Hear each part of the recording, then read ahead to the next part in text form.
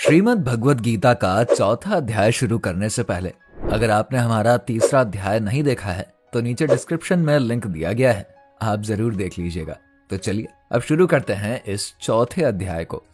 श्रीमद् भगवद गीता के चौथे अध्याय को ज्ञान कर्म संन्यास योग के नाम से जानते हैं, जिसमें कि कुल 42 श्लोक हैं। तीसरे अध्याय के अंत में अर्जुन ने भगवान श्री कृष्ण से पूछा था कि हे श्री कृष्ण, यदि ज्ञान सबसे श्रेष्ठ है तो फिर कर्म क्यों करना चाहिए?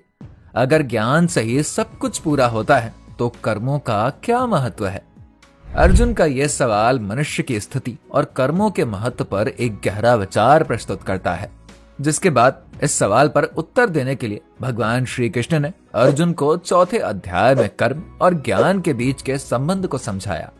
इसी के साथ शुरू होता है हमारा श्रीमद् भगवद गीता का चौथा अध्याय, जिसमें श्री कृष्ण जी ने कर्म, ज्ञान और भक्ति के गूढ़ रहस्यों को समझाया है।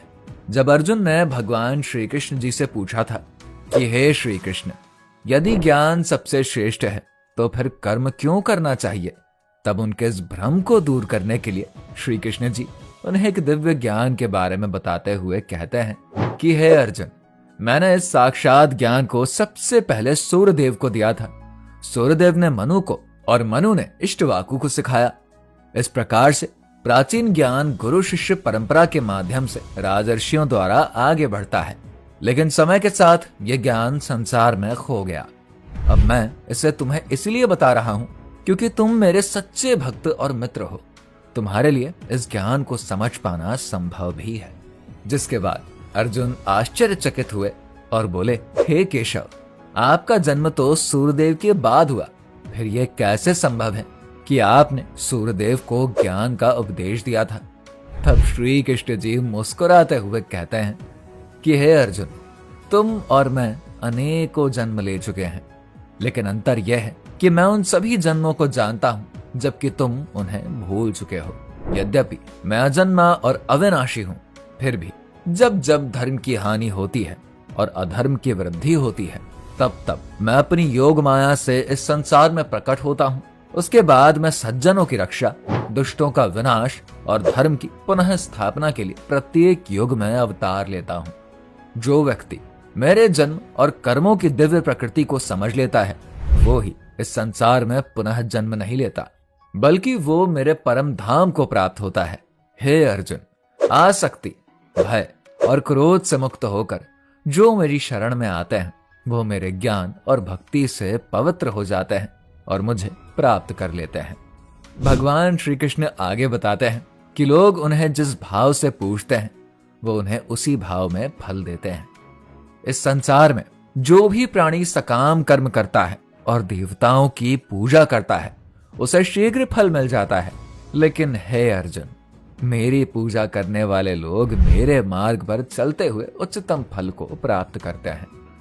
अर्जुन को कर्म और ज्ञान के महत्व को समझाते हुए श्री कृष्ण जी फिर से कहते हैं कि मैंने 4 वर्णों की रचना मनुष्य के गुणों और कर्मों के आधार पर करी है। हालांकि मैं इस सृष्टि का कर्ता हूं, फिर भी मैं अकर्ता हूं और कर्म मुझे प्रभावित नहीं करते हैं। जो भी मेरे इस स्वरूप को समझ लेता है, वो भी कर्म के बंधन से मुक्त हो जाता है। प्राचीन काल में बहुत से लोगों ने बंधन से मुक्त होकर मेरी शरण में पवित्र स्थान को प्राप्त किया है। इसीलिए हे अर्जुन, आप भी अपने कर्तव्यों का पालन करते हुए निष्काम भाव से कर्म करिए, क्योंकि कर्म क्या है और अकर्म क्या है, इसे समझ पाना बहुत ही कठिन है। जो व्यक्ति कर्म में अकर्म को और अकर्म में कर्म को देख लेता है, वो ही सच्चा ज्ञानी है। ऐसे ज्ञानी अपने कर्मों में लगे रहते हुए भी कर्म के बंधन से मुक्त रहते हैं। जो व्यक्ति अपने सभी कर्मों को ज्ञान के अग्नि में भस्म कर देता है, वो पूर्ण संतुष्ट होकर जीवन व्यतीत कर लेता है और उसे किसी भी बाहरी आश्रय की आवश्यकता नहीं पड़ती है। इसके बाद भगवान श्री कृष्ण ने अर्जुन को उत्साहित करते हुए कहा कि हे अर्जुन, आप अपने सभी संदेहों को ज्ञान की तलवार से काट दीजिए। यह ज्ञान ही आपके हृदय में डर और भ्रम उत्पन्न करता है। इसीलिए अब आप उठिए, अपने कर्तव्य का पालन करिए और युद्ध के लिए तैयार हो जाइए। इस अध्याय में भगवान श्री कृष्ण अर्जुन को यह समझाते हैं कि कर्म, ज्ञान और यज्ञ सभी मोक्ष प्राप्ति के साधन हैं, लेकिन निष्काम भाव से किया गया कर्म और ज्ञान प्राप्ति ही व्यक्ति को जन्म मरण के बंधन से मुक्त कर सकता है। श्री कृष्ण जी का ये उद्देश्य सिर्फ और सिर्फ अर्जुन को उसके मोह और दुविधा से मुक्त कराना और उसे निष्काम भाव से अपने कर्तव्यों का पालन करने के लिए प्रेरित करना था। इस प्रकार से श्रीमद् भगवद गीता का चौथा अध्याय समाप्त हुआ।